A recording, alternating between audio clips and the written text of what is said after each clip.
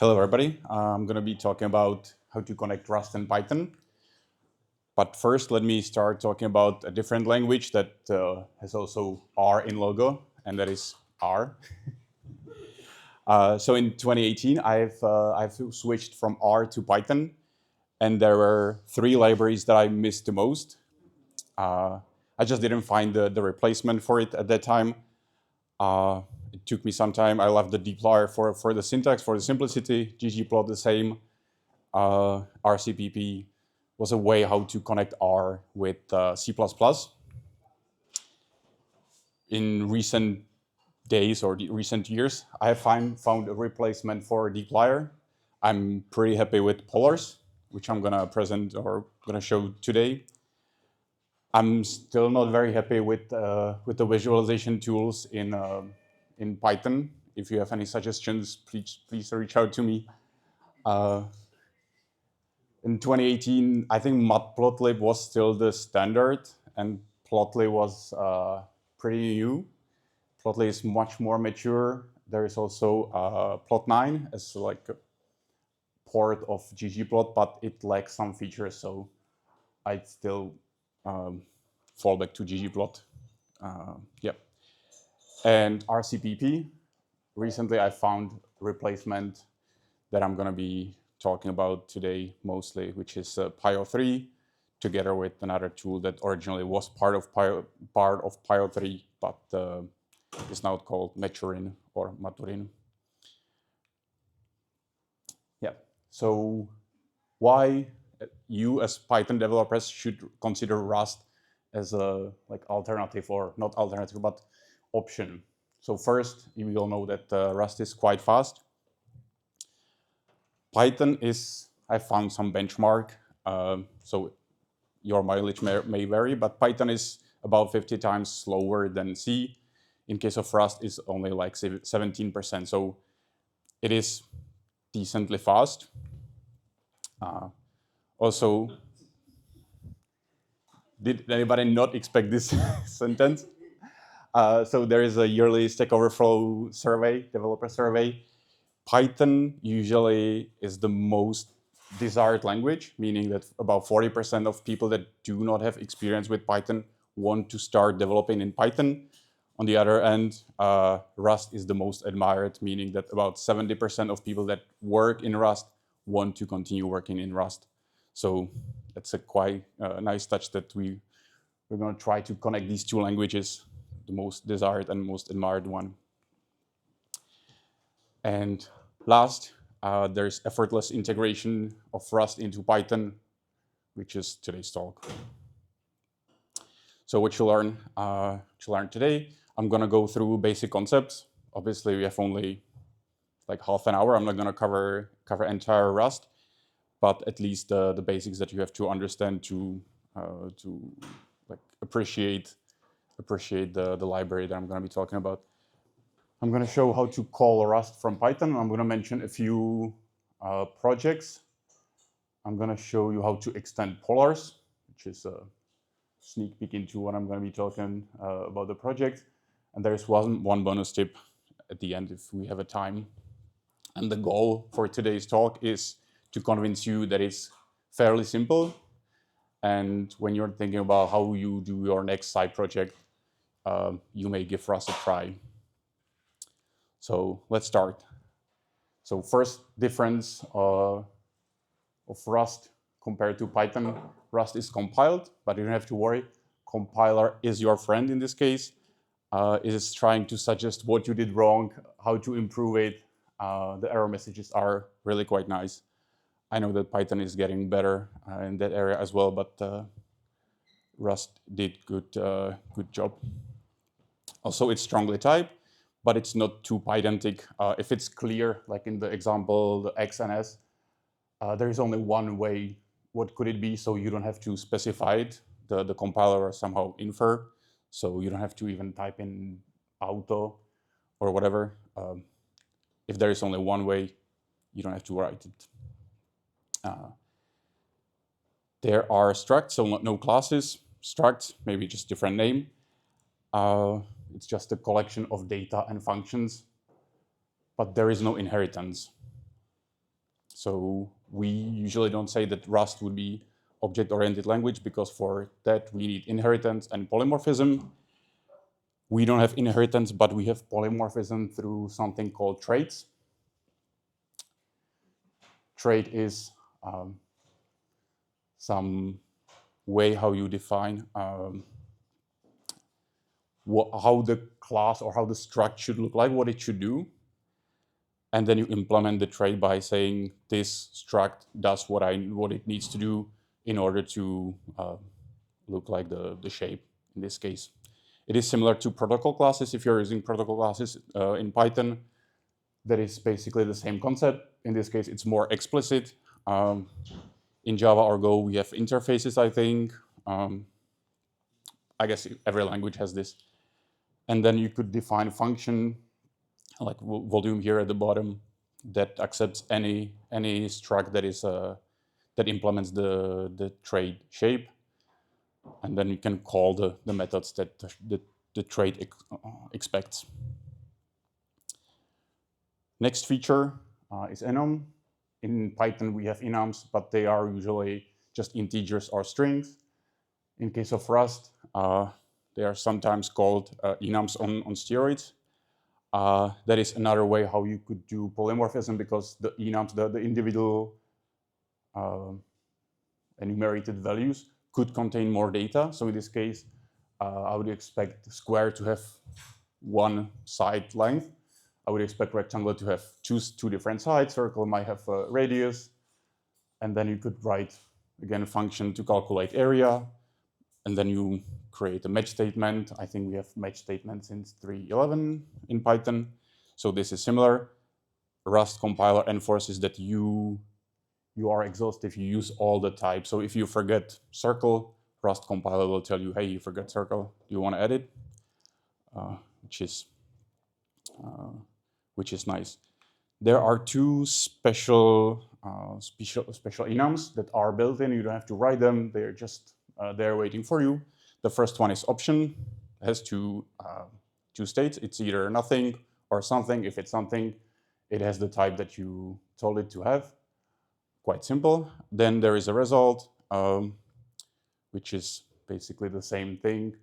But if it's nothing, then there might be some reason why it's nothing. So you want to encode it as an error.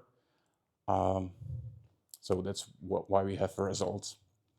And the results are there because we do not throw errors just for somebody to catch them. If a function can fail, it has to return a result, which means like everybody downstream know that this could fail and they have to do something with the error. You could ignore the error, but you have to be explicit about ignoring the error, which sounds weird, but there are many ways how you can handle it. For example, here I have three simple examples. We parse a string into an integer, which obviously can fail if you send any word. So the first example, if it's an error, you return minimum value.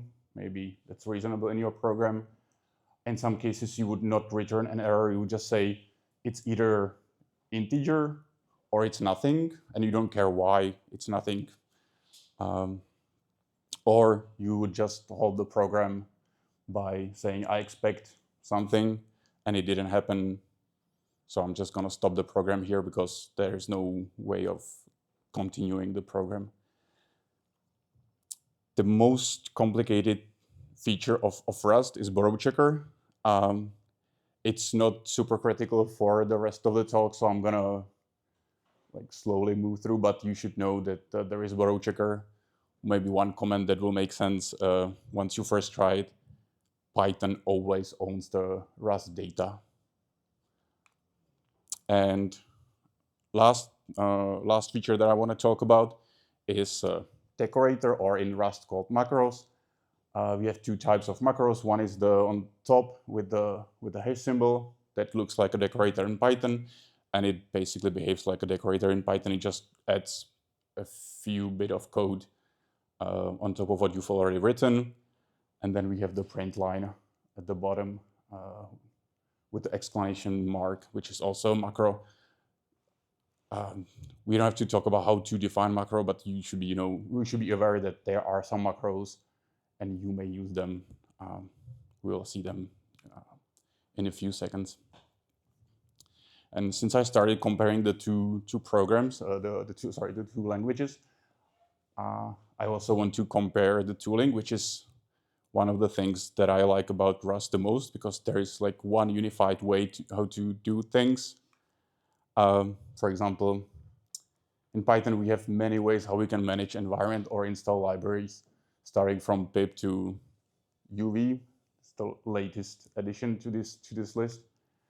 We have several ways how we can format code or run linters. We could do static analysis. There are probably only 2 ways that I know of. There are multiple ways how to do documentation and so on. On the other side, we have Rust, and there is cargo for everything, which is kind of nice.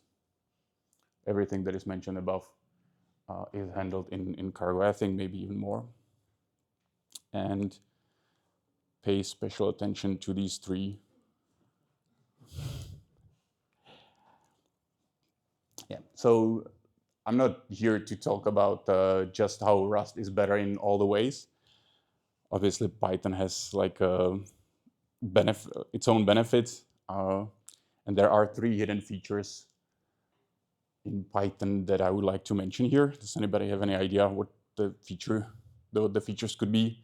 Obviously, like we have a lot of libraries that Python can use. We have interactivity. We have like notebooks. You cannot run notebooks with Rust. So like those are the obvious ones, but there are 3 sort of hidden. Yeah, it's a tricky. So first one, once you move to any other language, you will see quite soon the integers in Python are unbounded. So you don't have to worry, like, is it 64-bit, is it 32-bit, is it signed, unsigned?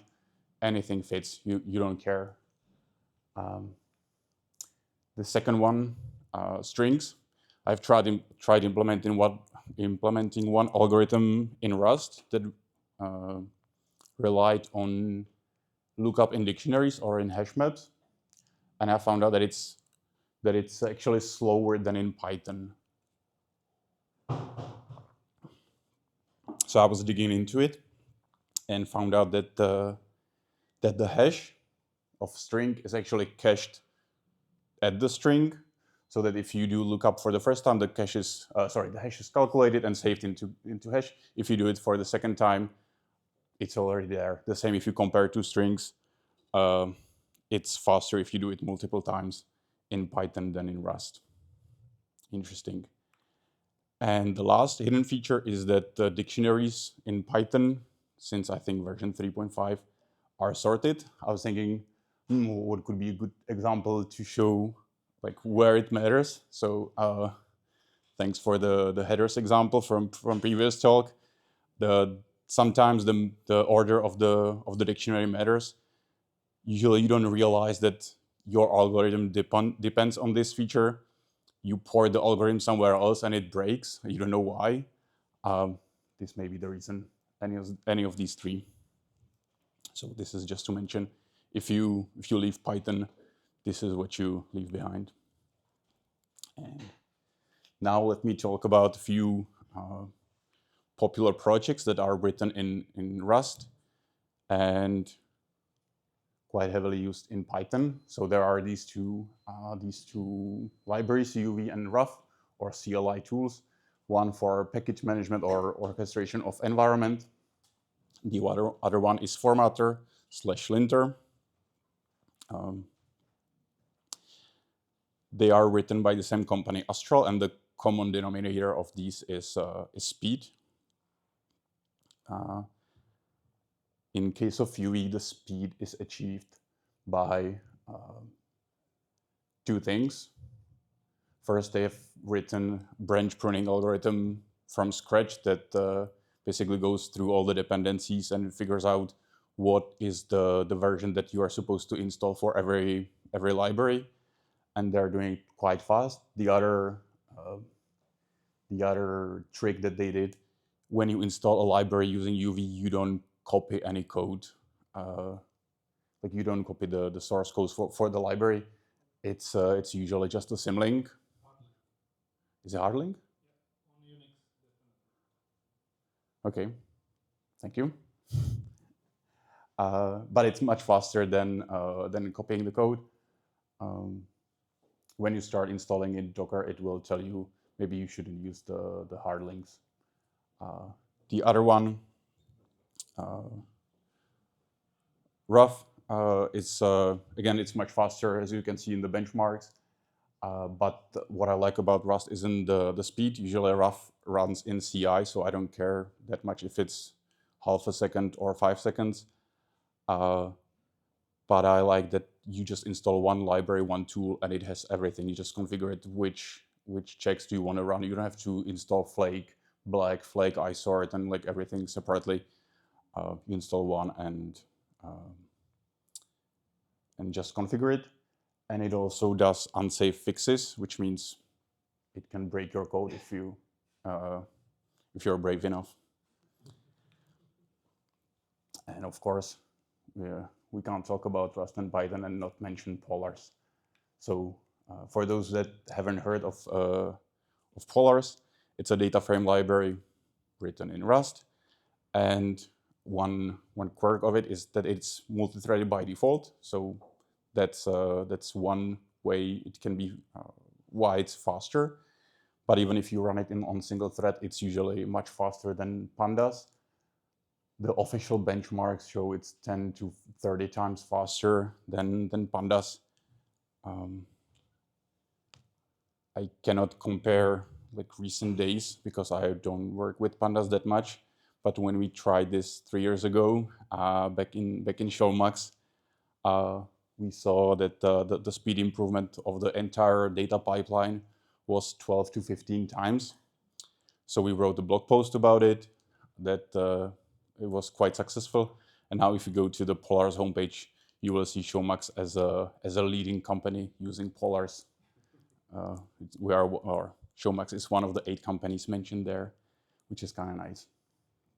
And there are a few things that I like about Polars, maybe more than the speed, and that is the lazy expressions that I was missing from R, because R is very lazy in all aspects.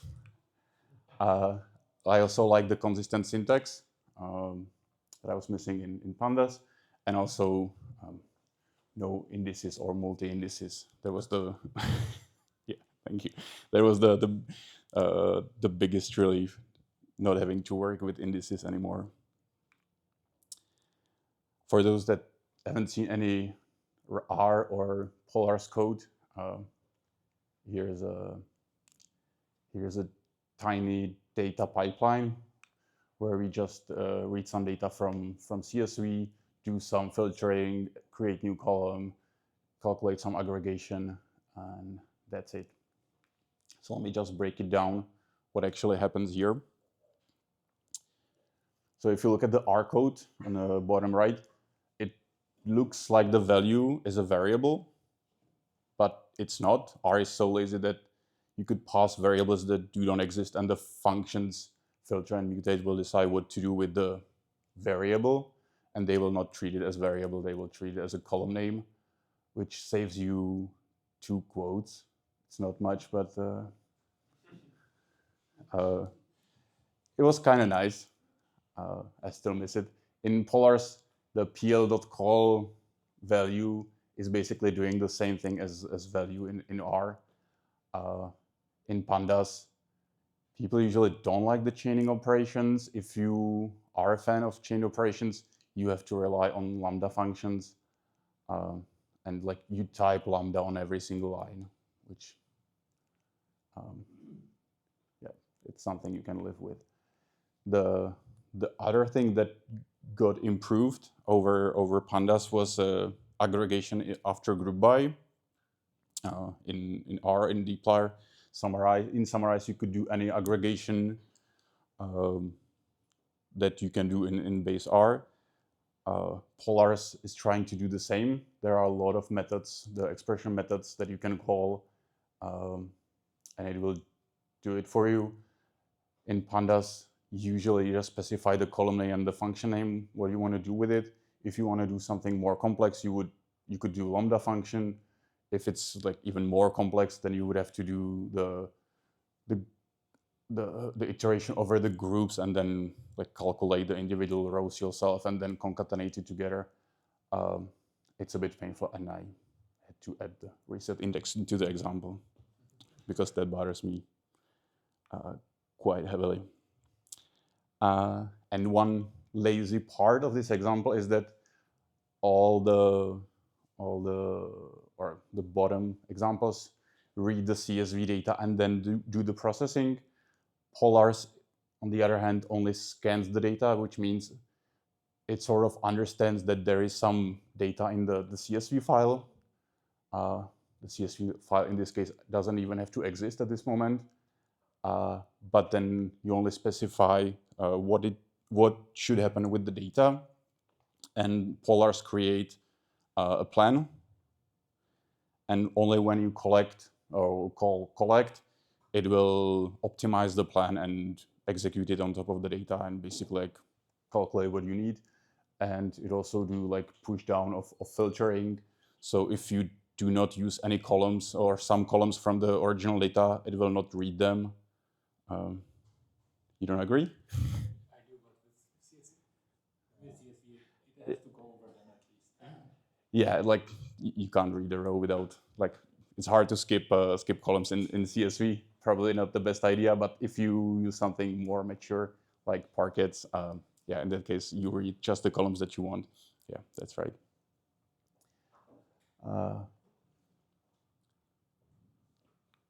Yeah, and obviously that allows you to process larger files. Maybe not if it's in CSV, but also if it's large file, you shouldn't have it in CSV anyway. But it can process larger files because you don't read everything. It also allows some batch processing. And maybe if you just load the data and save it into another CSV file, then you don't have to have the data in memory at one, like all at once, which is another benefit. So you can process larger data sets. And now I'm just gonna quickly go through a few examples that I wanted to mention. OrJSON is another library written in Rust. It's a drop-in replacement for JSON. They say it's more correct than the original JSON, so it cannot be drop-in replacement. If possibly it could return something else. They say it's 10 times faster on dump and twice faster on read.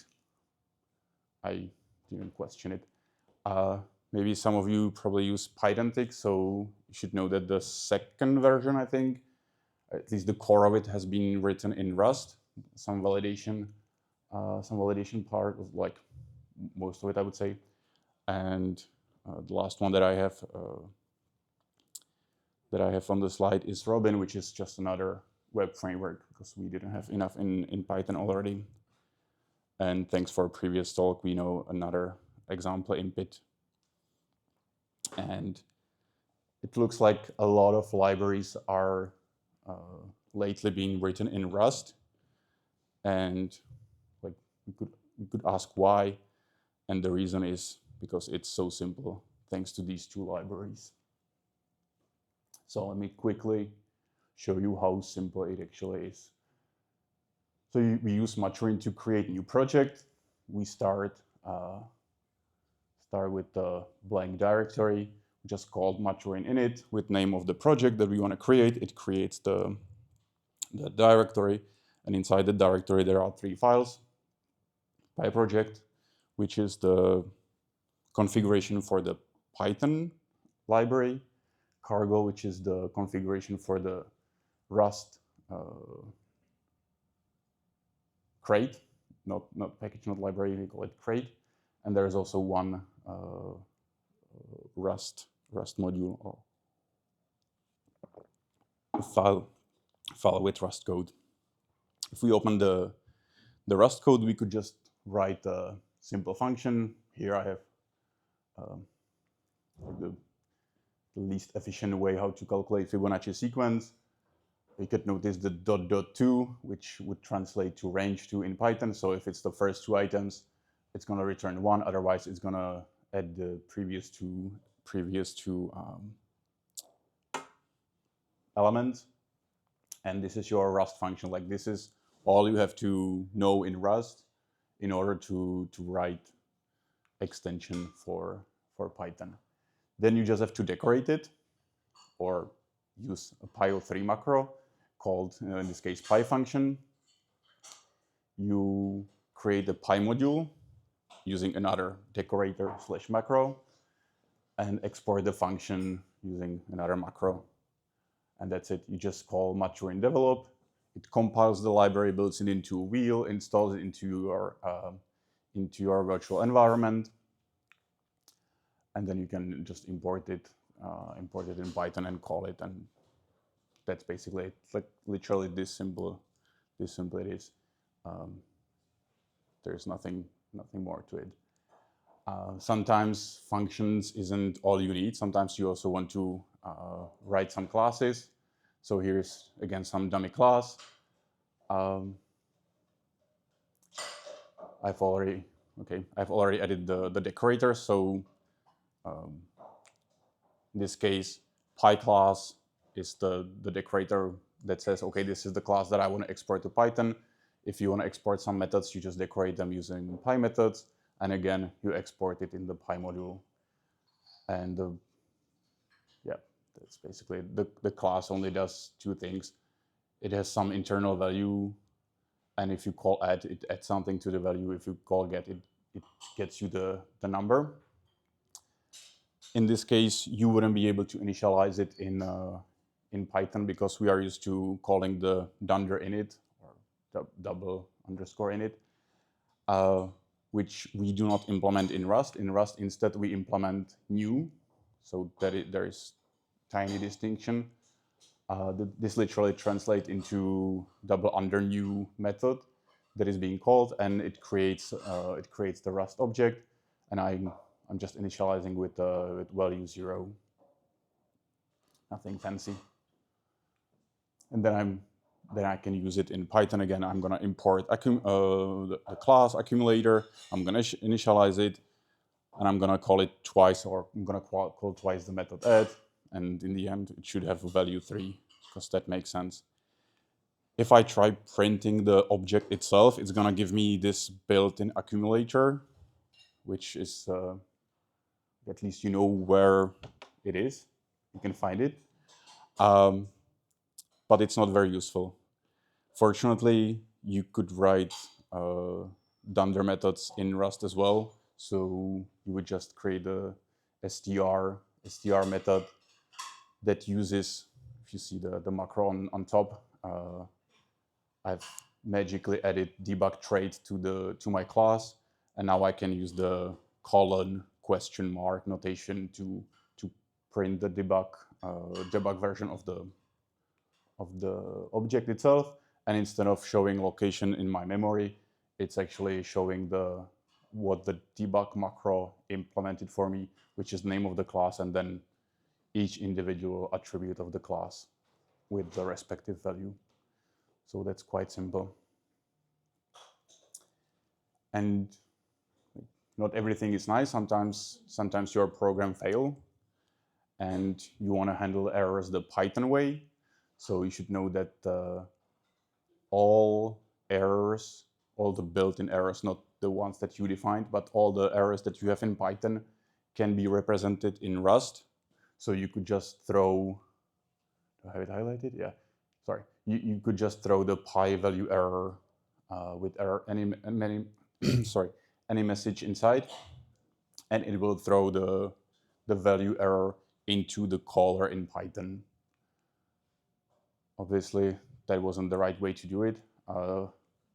The match expression is quite powerful, but in most cases, there is even like better way to write it. And I would say there is one cargo tool that will do this for you instead of the match statement. So this way, I'm gonna return the value error if it fails. Sorry, and you can see on the right side when I tries to parse any like non-integer string, it's gonna raise the value error, and the error contains the string that was provided by the parse. So the parse failed with the invalid digit found in string. It was passed into the pi value error, and then passed into value error in Python, and like you know why it failed. And obviously there are like you shouldn't just go and rewrite everything in Rust, even though it's this simple. There are good cases and not so good cases. So if your code is performance critical, maybe you should consider, or you could consider Rust as alternative to Python. Maybe if you like your operation don't do too much, but it's a for loop over a long list of things, the for loop would be faster in Rust. If you're doing some data parsing or validation, there is another reason to use Rust. Or if you have one specific algorithm, which is my case that I do for my PhD, I have some algorithm that I just, I know what it's supposed to do. I'm not gonna change it every day. Some production requirements, so I can just write it there and it will Rust. And in some cases, there might be the implementation of the solution that you're trying to write already in some Rust crate. So you just write the wrapper to expose it to Python, and voila, you have it in Python as well. When you shouldn't use Rust is when your operation is IO bound, meaning you call some APIs or you just read data from disk. So Python isn't the bottleneck in that case. So just stay in Python. There are a lot of libraries, as I mentioned, in Python. So if you like the libraries, do not leave Python and keep using those libraries. If you just want to quickly try something, if it works, maybe it's better to do it in Python. And also, as I mentioned, notebooks and visualization, it's again better to stay in Python.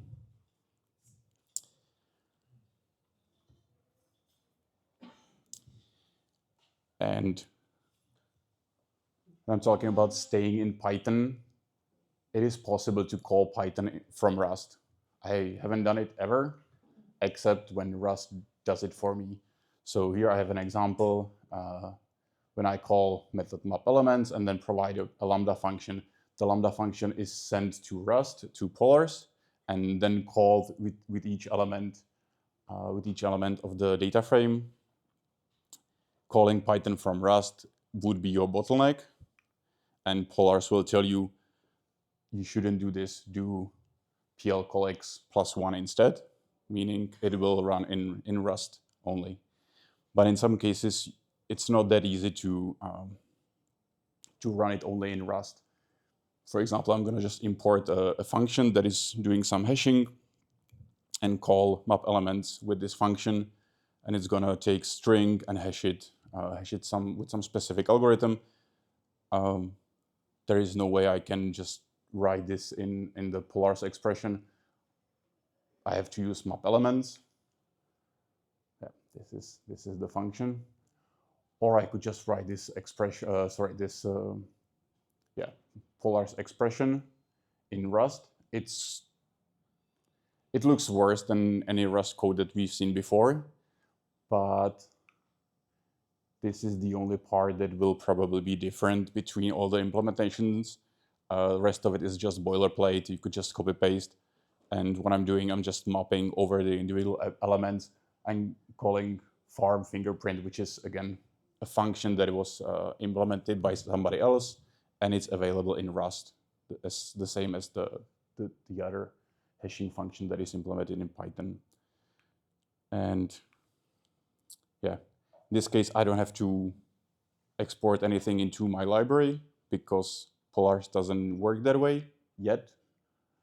You have to manually find where the shared object exists, locate it, and then, again, a lot of code, 5 lines. It's not too much, but the only thing that changes is basically the function name. Everything else is just a boilerplate. So if you have 10 functions, you just copy paste this 10 times and change the function name. Maybe there's a better way to automate it. But this is the way how you can create your own Polars plugin expression, and then you just pass it to the with columns that creates new columns, and it will do exactly the same as in the original example, just without repeatedly calling Python. So I showed you how to call Rust from Python and how not to call Python from Rust. And I think we are slightly over, so I'm going to skip the bonus tip. Is that okay? Okay. So here I have a tiny example of how your production pipeline may look like. I don't know, maybe it's a bit more complicated. So you read some file, hopefully it's not CSV. You do some data manipulation, some transformation, and you save it to another file. We all agree that this is what most data pipelines look like, right? So in order to do this, in order to do this, you have to probably wrap it into Docker, in which case you start from base image, which would be Python, install everything that you need in your project, and copy everything, all the files that you have in your project, and you're done, like the Docker exists. The drawback is that the Python itself is like 1.2 gigabytes maybe, so it's quite fast, and you didn't even start writing any code. So what you can do better. First, you can make it worse by rearranging the code slightly. So instead of keyword arguments, like if you see the double, we move it as alias at the end. So this is the way how you can represent it as well. You don't have to use ×2. You could call method mul2. It probably doesn't make sense now, but Rust doesn't have keyword arguments, so that's why you have to use aliases and methods for everything in Rust. So this is how the same pipeline would look like in Rust. So you have to do a bit of work with the CSV file at the beginning and the CSV file at the end, but the pipeline itself is the same. So maybe you could just take it and convert it into a function and then expose it to Python and use it in Python as well. Or you could just write a Docker from Rust. You build it, you create the binary, and then you just copy the binary from the Docker where you build it to another Docker, and the Docker file, the Docker image will be below 100 megabytes, even if you use, I'm not sure about Debian, that is quite large. There is a Debian claim actually, which is small. Yeah.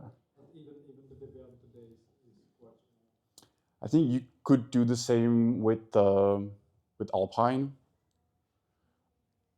I used Debian as here because that's in the Rust.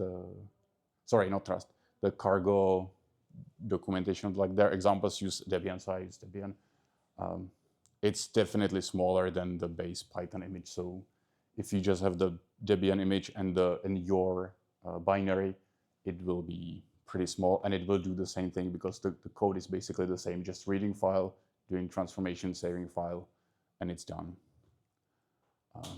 Yeah, depending on the orchestrator that you use, sometimes opening or pulling the image takes longer than the actual data processing. So in those cases, this might be a reasonable solution for it. So to sum up,